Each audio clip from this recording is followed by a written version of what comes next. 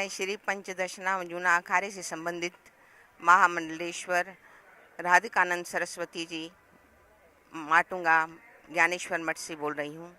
जो धार्मिक व्यक्ति है वो हर धार्मिक व्यक्ति ये जानते हैं कि जब समुद्र मंथन हुआ था, सुर और असुरों का आपस में संग्राम हुआ था, तो उस समय अमृत कुंड निकला था और उस अमृत में से हर कोई इच्छा ये कर रहा था कि मैं अमृत पीऊँ। असुर कह रहे थे मैं पीऊँ और सुर कह रहे थे मैं पीऊँ। दोनों की आपस में जब युद्ध हुई तो वह जो अमृत का कुंड है वो 4 जगहों पर बिखर गया और 4 जगहों पर बिखरने की वजह से उस 4 जगह को एक तीर्थ स्थान माना गया और हर 12 साल के बाद यह कुंभ मेला लगता है और सारे देवता यहाँ आकर के हाजिरी भरते हैं। और यह अमृत क्या है? हर जीव अमर बनना चाहता है। देवता भी अमर बनना चाहते थे, इसलिए अमृत पीना चाहते थे।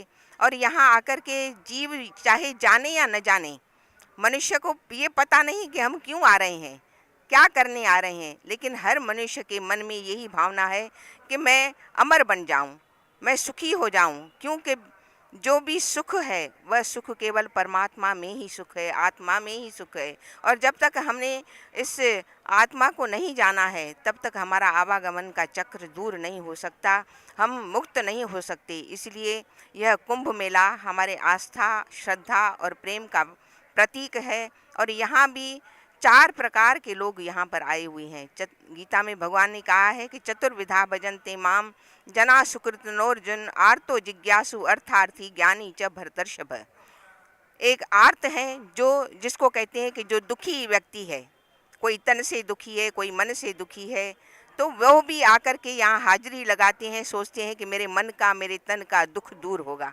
और कोई कहता है कि मैं परमात्मा को प्राप्त करूं, हो सकता है कि इस महाकालेश्वर में वह परमात्मा मुझे दिखाई पड़े, उसका अनुभव होने लगे। वह जिज्ञासु भी यहाँ आकर के अपनी हाजिरी देते हैं, ध्यान, स्नान, जप तप आदि करके अपने मन को संतुष्ट करते हैं कि इसी तीर्थ स्थल में ही परमात्मा है, महाकालेश्वर में ही परमात्मा है। आर्तो जिज्ञासु अर्थार्थी, और एक कोई कामना रख करके, कोई भी मन में भावना रख करके कि यह कामना मेरी पूरी करे तीर्थ स्थल महाकालेश्वर भगवान, तो वह कामनाओं को लेकर के भी जीव इस तीर्थ स्थल पर आते हैं। और यहाँ ज्ञानी भी आए हुए हैं, संत महापुरुषों को आप देख रहे हैं अपनी गुफाओं से निकल करके। जिन संतों का 12 साल से पहले कभी दर्शन नहीं होता है, वह संत भी आकर के यहाँ हाजिरी भरते हैं। इसलिए कि गंगा ने यहाँ नीचे आने से पहले विष्णु भगवान से कहा था कि मैं मृत्युलोक में नहीं जाऊंगी, क्योंकि अगर मैं मृत्युलोक में जाऊंगी तो लोग मुझ में स्नान करके मुझे मैला कर देंगे, तो मुझे पवित्र कौन करेगा। तो भगवान ने कहा कि तुम चिंता मत करो, जो हमारे संत जन हैं वह तुम्हारे अंदर डुबकी लगाएंगे तो तुम पवित्र हो जाओगी।